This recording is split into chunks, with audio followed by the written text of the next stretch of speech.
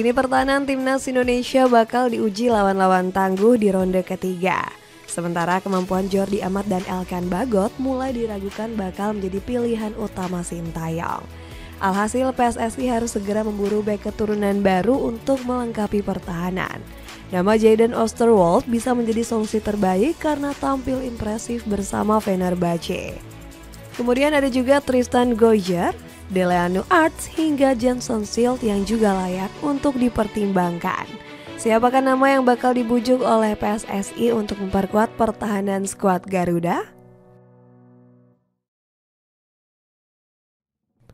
Mengisi kedalaman lini pertahanan. Perjuangan timnas Indonesia di ronde ketiga akan sangat bergantung kepada sektor pertahanan. Komposisi lini belakang skuad Garuda juga dianggap kurang dalam. Jordi Amat yang sempat menjadi andalan sudah terlihat semakin menurun. Wakil kapten skuad Garuda ini sering membuat rentetan blunder yang merugikan. Roni Pangemana selaku pandit lokal menilai Amat nggak mampu menjadi teladan yang baik. Jordi memang sudah lambat. Kalau kita bisa lihat, dia sebagai kapten kesebelasan selalu membuat blunder-blunder terhadap tim nasional kita, kata Bung Ropan. Selain itu, komposisi lini pertahanan skuad Garuda juga ditimpa masalah kedisiplinan Elkan Bagot. Pemain Ipswich tahun ini dirumorkan sedang berkonflik dengan Sintayong. Masalah awalnya muncul karena Bagot mengabaikan panggilan untuk tampil di playoff Olimpiade Paris. Absennya pemain kelahiran Bangkok ini sungguh disayangkan. Pasalnya Bagot bisa menjadi pemain vital di lini pertahanan skuad Garuda.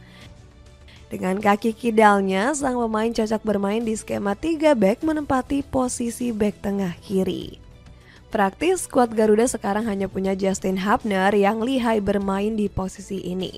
Alhasil timnas Indonesia harus segera mencari tambahan back tengah berkaki kidal lainnya. Sektor back sayap kanan juga butuh penguatan untuk melapis Sandy Walsh dan Asnawi Mangkualam.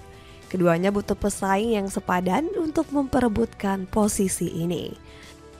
Sebab Sandy dan Asnawi belum mampu menampilkan performa konsisten di setiap laga. Jayden Oosterwolde. Jayden Oosterwolde bisa menjadi satu opsi untuk meningkatkan pertahanan timnas Indonesia. Sang pemain memenuhi semua kriteria bek tengah tangguh yang diidamkan oleh Sintayong. Pemain asal Belanda ini menjadi starter andalan di Fenerbahce dengan 43 penampilan di musim ini. Jayden sendiri bisa dimainkan sebagai bek tengah, bek sayap kiri, bahkan gelandang kiri. Alhasil dirinya juga punya kemampuan menyerang yang baik meski berposisi asli sebagai bek. Jayden juga diberkahi kaki kidal yang bisa diandalkan untuk bermain sebagai bek tengah kiri. Selain itu dirinya juga punya kecepatan yang lebih baik dibandingkan Justin Hubner dan Elkan Bagot.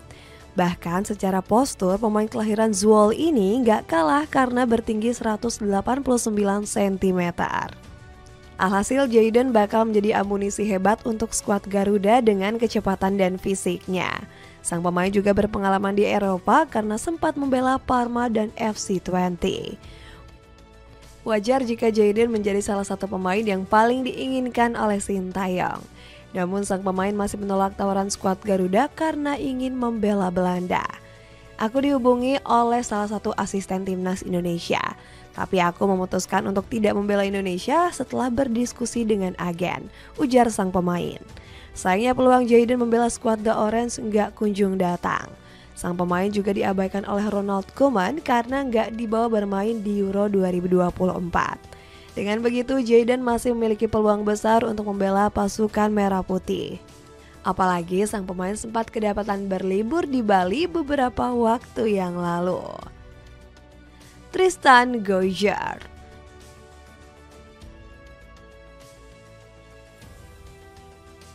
Nama Tristan Goijer juga bisa dipertimbangkan sebagai amunisi baru skuad Garuda. Pasalnya pemain 19 tahun ini nggak dipanggil Belanda ke Euro 2024 meski tampil impresif. Goijer berhasil promosi ke skuad utama Ajax Amsterdam sejak awal musim ini. Akan tetapi Goijer baru diberikan kesempatan bermain pada pekan ke-17 era divisi. Sejak saat itu dirinya berhasil mencuri satu tempat di posisi bek kanan. Di musim ini dirinya sukses menorehkan 1 assist dari 9 pertandingan di era divisi Belanda. Sebenarnya Goijer sudah masuk ke dalam daftar naturalisasi Indonesia sejak tahun lalu. Namun proses itu urung terjadi setelah dirinya nggak direstui oleh keluarganya. Awalnya aku mengira nenekku berasal dari Indonesia, tapi nenekku berasal dari Maluku. Mereka tidak senang aku bergabung dengan Indonesia, kata Goijer. Meski begitu, nama Goijer masih diharapkan untuk bisa dinaturalisasi. Roni Pangemanan selaku pundit Indonesia sempat dibuat kagum dengan sang pemain. Dia adalah salah satu wonderkid di timnas Belanda, kata Bung Ropan. Kehadiran Goijer nantinya bakal membuat Sintayong menjadi punya banyak skema. Pasalnya pemain kelahiran Blaricum ini bisa bermain di semua posisi pada sektor pertahanan. Deleanu Arts.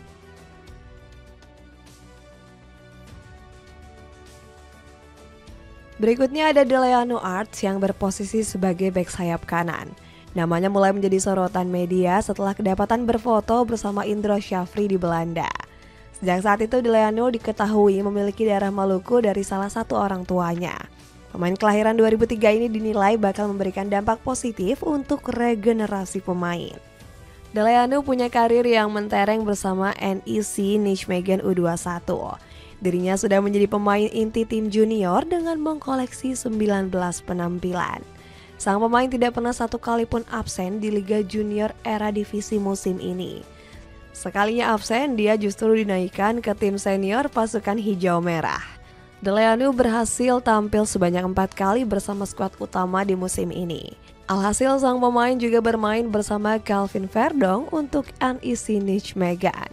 Dengan performa hebatnya ini, sang pemain disebut sebagai aset masa depan di posisi bek kanan. Deleanu bisa menjadi pelapis sepadan untuk Sandy Walsh dan Asnawi Mangku Alam.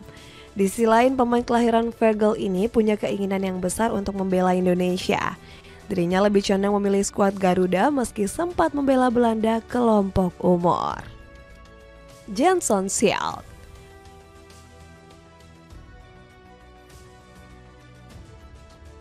Terakhir ada Jenson Schild yang memiliki darah keturunan Ambon. Pemain 21 tahun ini sempat direkomendasikan langsung oleh Sintayong untuk dinaturalisasi. Hassani Abdul Ghani selaku exco PSSI menyebut Kosin menginginkan Jenson. Namun sang pemain langsung menolak tawaran naturalisasi oleh PSSI. Hassani bilang Jenson belum memiliki kesiapan untuk berseragam merah putih.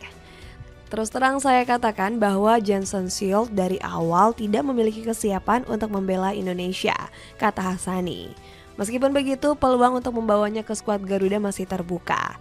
Pemain 21 tahun ini belum pernah sekalipun bertanding di laga resmi FIFA bersama timnas Belanda.